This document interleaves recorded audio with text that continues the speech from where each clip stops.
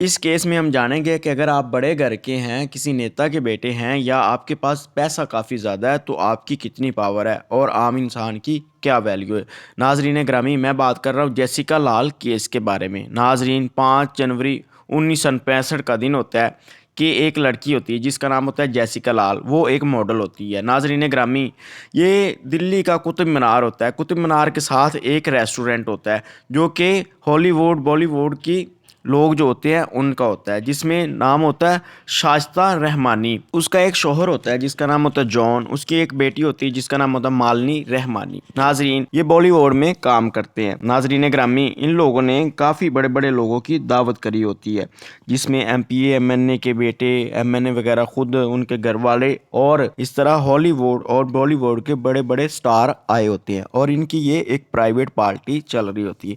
नाजरीन ग्रामी, इस होटल में शराब चल रही होती है, लेकिन होटलों में शराब देने से पहले शराब का परमिट लेना पड़ता है, लेकिन इन लोगों के पास परमिट नहीं होता। और कहने की तो ये प्राइवेट पार्टी होती है, लेकिन ये प्राइवेट पार्टी नहीं, ये एक ओपन पार्टी होती है। शर्त ये है कि आप किसी बड़े घर के हों तो इसमें आप भी इन्वॉल्व हो सकते हैं। नाजरीन ग्रामी, इसमें एक लड़की होती है जिसका नाम होता है जेसिका लाल। यूँ तो वो एक मॉडल होती है और फिल्मों में काम ढूंढ रही होती है। और एक लड़का और होता है जिसका नाम होता है यूसनी, और वो भी फिल्मों में काम ढूंढ रहा है। नाजरीन ग्रामी, इसमें ये जो होती है जेसिका लाल और यूसनी, यूँ तो ये दोनों ही मॉडल होते हैं, लेकिन इस पार्टी में ये वेटर का काम कर रहे होते हैं क्योंकि बड़े बड़े स्टार आए होते हैं और बड़े बड़े अमीर लोग और बड़े एमपीए एमएनए के बेटे आए होते हैं और एमपीए एमएनए खुद आए होते हैं। ये शराब सर्व कर रहे होते हैं। नाजरीन ग्रामी, पार्टी चल रही होती है। पार्टी चलते चलते रात के 4 बज जाते हैं। 4 बजे ये पार्टी ख़त्म होने वाली होती है, लेकिन यहाँ पे 4 बंदे आके और शामिल हो जाते हैं। इन चारों के नाम होते हैं दिल्ली के विनोद शर्मा के बेटे मन्नू शर्मा, और नाजरीन ग्रामी गाज़ियाबाद के डीपी यादव के बेटे विकास यादव, और दूसरे 2 इनके दोस्त होते हैं। नाजरीन ग्रामी, होता कुछ यूँ है कि 4 बजे से पहले ये लोग अपने एक बंगले के ऊपर, जिसमें विनोद शर्मा का जो घर होता है उसमें विनोद शर्मा का बेटा मन्नू शर्मा और विकास यादव और उनके 2 दोस्त अच्छी तरह शराब पीते हैं। शराब पीने के बाद ये इस पार्टी में आ जाते हैं। पार्टी में आने के बाद ये जो लड़की होती है जेसिका लाल, इससे ये शराब मांगते हैं। लड़की इनको शराब सर्व करती है। थोड़ी देर बाद शराब ख़त्म हो जाती है। ये शराब और मांगते हैं, लेकिन शराब ख़त्म हो चुकी होती है। ये जो मन्नू शर्मा होता है ये लड़की को कहता है कि भाई शराब लेके आओ, किधर से भी पैदा करो, लेके आओ। तो जेसिका लाल जो होती है वो कहती है कि सर शराब तो ख़त्म हो चुकी है, वैसे भी इतनी शराब अलाउ नहीं है। ये जो मन्नू शर्मा होता है, विनोद शर्मा का बेटा, ये 1000 रुपये का नोट निकालता है। नोट निकालने के बाद जेसिका लाल को देता है और कहता है कि शराब पैदा करो, जिधर से मर्जी करो। वो कहती है कि सर शराब ख़त्म हो चुकी है नहीं, मैं आप लोगों को किधर से ला के दूँ। ये अपनी पिस्टल निकालता है और छत की तरफ मुंह करके एक फायर करता है। फायर करने के बाद उसको डराता है, लेकिन वो फिर आगे से यही कहती है कि सर शराब ख़त्म हो चुकी है, मैं आपको किधर से शराब ला के दूँ। यूँ नाजरीन ग्रामी, ये जो मनु शर्मा होता है ये सीधी गोली मार देता है उसके सर में। उसके सर में गोली लगती है, वो गिर जाती है। नाजरीन, इस चीज़ को होते हुए ये जो लड़का खड़ा होता है यूसनी, ये देख रहा होता है। इसने खुद देखा होता है कि उसके सर में गोली लगती है, तो ये शोर मचाता हुआ बाहर आ जाता है। जब शोर मचाता हुआ बाहर आता है तो गाने चल रहे होते हैं, पार्टी चल रही होती है, इसलिए गोली की कोई आवाज़ नहीं सुनता। लेकिन थोड़ी देर में जो मालिक होते हैं रेस्टोरेंट के, जिसमें मालिनी रहमानी होती है और उसका शोहर जॉर्ज होता है और उसकी माँ शाइस्ता होती है, ये जब देखते हैं कि जिसके लाल को गोली लग गई है तो वो पार्टी को रुकवाते हैं। रुकवाने के बाद नाजरीन ग्रामी उसको हॉस्पिटल लेके जाते हैं। ये जो चारों मुजरम होते हैं दोस्त, ये होटल से बाहर निकलते हैं और वहाँ से भाग जाते हैं। अब जेसिका लाल को हॉस्पिटल लेके जाते हैं। हॉस्पिटल वाले जवाब दे देते हैं कि इसको बड़े हॉस्पिटल लेके जाओ, हमारे से ये केस बाहर है। लेकिन वो बड़े हॉस्पिटल में लेके जाते हैं तो पता चलता है कि ये तो मर चुकी। यूँ नाजरीन ग्रामी, इन चारों बंदों के खिलाफ केस चलना शुरू हो जाता है। लेकिन जो मन्नू का लाल होता है ये विनोद शर्मा का बेटा होता है, जो खुद एक एमपी होता है, और ये जो विकास यादव होता है ये भी डीपी यादव का बेटा होता है, वो भी खुद एक एमएनए होते हैं। यूँ ये चारों ही बड़े घर के लड़के होते हैं, लेकिन पुलिस इनको किसी न किसी तरह गिरफ्तार कर लेती है। नाजरीन ग्रामी, गिरफ्तार करने के बाद 3 अगस्त 1999 को इनके खिलाफ चार्जशीट तैयार करके अदालत में पेश की जाती है। यूँ 6 साल तक इनका केस चलता रहता है और 21 फरवरी 2006 को इनके केस का फैसला आता है, जिसमें अदालत जो होती है सेशन कोर्ट इन सब को बरी कर देती है। बरी करती इस वजह से कि नाजरीन ग्रामी इन चारों ने मिल के पावरफुल ये लोग होते हैं, और जो लड़की मिलती है वो तो टोटल एक मॉडल होती है। और नाजरीन ग्रामी ये फोर्सिंग की रिपोर्ट भी चेंज करवा लेते हैं।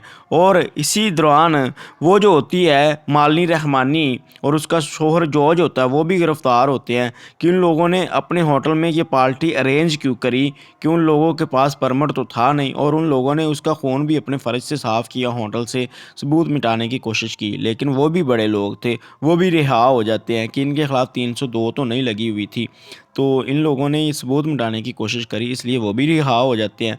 और जिन लोगों ने विकास यादव को पनाह दी थी और मनोज शर्मा को पनाह दी थी वो भी रिहा हो गए, जिनके पास ये भाग के गए थे। और जिन लोगों ने इनकी पिस्टल छुपाई थी वो भी रिहा हो गए। एंड में आके ये जो मुजरम होते हैं ये भी रिहा हो गए। नाजरीन ग्रामी, रिहा होने के बाद मीडिया वाले जो होते हैं वो काफ़ी ज़्यादा शोर मचाते हैं कि कैसे एक लड़की को कत्ल कर दिया गया और मुजरमों को बाइज़्ज़त बरी कर दिया गया। और वो लड़की जैसी कलाल जो होती है उसकी बहन होती है वो भी शोर मचाती है। शोर मचाने के बाद मीडिया का ज़ोर होता है और नाजरीन ग्रामी, अदालत जो होती है वो ये फैसला सुनाती है कि इसमें पुलिस की गलतियाँ हैं, कि पुलिस ने एविडेंस इकट्ठे नहीं किए, फोर्सिंग की रिपोर्ट कैसे चेंज होगी। अब सब लोगों को ही पता था कि ये चारों मुजरम हैं। मनोज शर्मा जो है इसने गोली इसके सर में मारी और बाकी इसके दोस्त उसके साथ थे और उसको भगा के लेके गए हैं, लेकिन अदालत के पास सबूत ही नहीं पहुंचते, इसलिए अदालत को ये छोड़ना पड़ता है। और दूसरा वो जो होता है यूरनसी लड़का जिसने देखा होता है खुद जैसी के लाल के सर में गोली लग रही है और शोर मचाते हुए वो बाहर भाग जाता है, वो भी आके अपने बयानों से बदल जाता है। वो कहता है कि हिंदी तो मुझे लिखनी नहीं आती। ये जो अदालत में पुलिस ने रिपोर्ट पेश की है कि हिंदी में मैंने इनको ये प्रूफ दिया है कि मैंने गोली लगते हुए देखी है, इन लोगों ने तो मुझसे खाली कागज़ के ऊपर साइन करवाए थे, तो इन लोगों ने खुद लिखा है, ये मैंने तो नहीं लिखा। और दूसरा, मैंने जो बयान दिया था कि गोली चली, एक इसके सर में चली और एक इन लोगों ने छत में चलाई, तो वो मैंने बयान नहीं दिया, तो पुलिस वालों ने बयान खुद लिखा हुआ था। मैंने तो ये बयान दिया था कि इन लोगों ने एक गोली चलाई। और यहाँ पे फोर्सिंग की रिपोर्ट में ये आता है कि एक गोली जो चली, जो छत में लगी, वो ऑर्गन से चली हुई थी, और जो लड़की के सर में लगी हुई थी वो ऑर्गन से चली हुई थी। इसका ये मतलब हो गया कि मनोज शर्मा ने इस लड़की को कत्ल नहीं किया। यूँ नाजरीन ग्रामी, अदालत ने इनको इस बेस के ऊपर बरी किया था। अब पुलिस कमिश्नर जो होता है वो सामने आता है, सामने आने के बाद ऐलान करता है कि हम इस फैसले के खिलाफ चैलेंज करेंगे हाई कोर्ट में और ओरिजिनल सबूत लेके आएंगे और इन लोगों को सज़ा दिलवाएंगे। नाजरीन ग्रामी, यूँ पुलिस कमिश्नर एक टीम बनाता है। टीम बनाने के बाद ये लोग फिर इन्वेस्टिगेशन करते हैं। अब मीडिया का भी पुरजोर होता है। इन्वेस्टिगेशन करने के बाद ये दोबारा हाई कोर्ट में केस रीओपन हो जाता है। रीओपन होने के बाद 4 साल इस चीज़ को गुजर जाते हैं। इन 4 साल में ये होता है कि ये जो विकास यादव होता है, डीपी यादव का बेटा गाजियाबाद में, ये इन 4 सालों में फिर एक कत्ल कर देता है जो कि नीतीश कटारा का कत्ल होता है। ये भी मैंने वीडियो पीछे बनाई हुई है, मेरे चैनल में आके आप लोग देख सकते हैं कि ये कैसे नीतीश कटारा को कत्ल करता है। यूँ नाजरीन ग्रामी, ये कत्ल करके फ़रार हो चुका होता है। दूसरा केस भी इनके खिलाफ चल रहा होता है। दूसरे केस में अब जो अदालत होती है हाई कोर्ट, इन लोगों की गिरफ्तारी का आर्डर दे देती है।